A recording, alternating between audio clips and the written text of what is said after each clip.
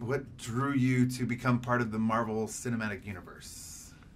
I mean, I think Ryan, his request to be part of this movie, Black Panther, was the thing that pulled me in, and I was excited about it. Just turned out that it was like populated with like this amazing group of actors that I would get to work with, you know. For me, Ryan as well, you know, having seen Creed and Fruitvale Station, you know, being such a big fan of him, having the opportunity to meet him and just, see the type of individual and person he was, one of, you know, such great, you know, character and passion and storytelling ability, you know, so you just knew it was, even without a script, you know, knowing that this Forrest, Lupita, and Chad with these creatives and Denai and how he was assembling it, and of course it being the Marvel Universe as well. But and the historic trip too, like of the Black Panther himself. Absolutely, and it being monumental and historic, absolutely.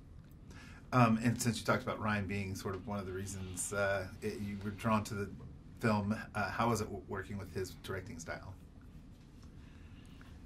He seemed very collaborative in a lot of ways, but yet very clear on what he felt was the truth. He seemed like somebody who was looking to make the truth happen and allow it to happen. And if he needed to, he would listen to what was going, or else he would like guide it to where he needed it to go. Right, as one of the screenwriters of the project, you know, he was extremely clear. But we also had the benefit of a rehearsal period. You know, we were able to be there, of course, those who had to do, you know, all the physical stuff, but also to sit in the room and he just welcomed just talking through it and tracking the character. And if you know, he would ask you, you know, up until the last moment, are you good with this? Are you good? Are you clear? Does it work for you? You know, and if you had a question, he would say, let me think about that, and he would get back to you. He'd truly give it thought. He really would, you know, and it would change based on, you know, the conclusion you came to together. So I learned a lot from him. Speaking of learning a lot, some of the younger cast has already even said, you know, being on the set with you folks brought a level of heightened awareness as well as things that they learned.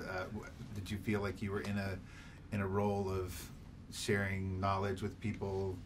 I think Angela's probably more equipped to tell it. I was there for a short period of time, and I could see like the way people were connected to you and stuff. Oh, you know, and so I think they were.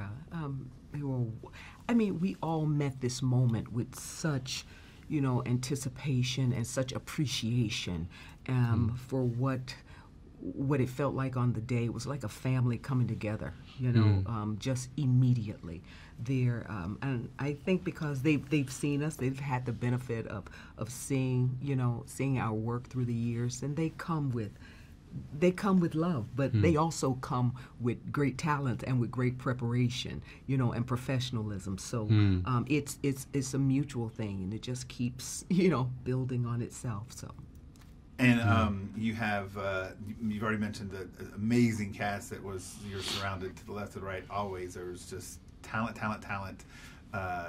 Was there a scene that jumped out at you that was different from when you were filming or when you read and you were like, wow, whether it was your scene or another actor's scene that you were like, that was powerful and different than what you had expected?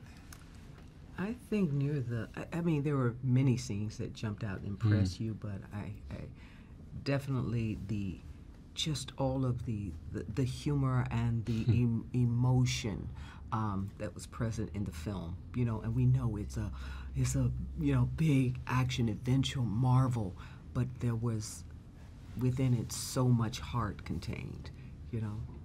Yeah, I just got to be in a couple of sets, and like when we're in Wakanda Fall, you know, in the Warrior Falls, you know, in the battles and the fights, I mean, the energy of everyone was so powerful, it was so palpable. Even between scenes, they were playing drums and singing songs, and that was the first, it was see that powerful. You know, I remember when I heard the Jabari coming in for the first time, it was like, whoa, you know, it's like a force, you know. So that was exciting. And the costumes, the wardrobe, Queen. I mean, you had some amazing. The magnificent Ruth Carter, to visit her in her warehouse of design. I mean, it was humongous. You know, all that she had such attention to detail to the various tribes and what they would wear, whether they're, you know, the Jabari or Ndebele or, you know, throughout the continent of Africa. She brought all that to bear. She was very specific, you know, with it. So it was truly impressive. I think maybe over 700 various costumes, and to make it unique to the character, you know, to the youth, to the modernity of Shuri, you know, a young girl, and to the realness of the Queen Mother, to the detail of the Dora Milaje. You know, I was really kind of, you know, jealous amazed, of right? what they had. Oh, Dora? Yeah, I was like, oh. You looked amazing in the headdresses and the hats. You know. The headdress that was 3D printed. So she accessed the world to bring it to this film. Artists from around the world to bring it to this film.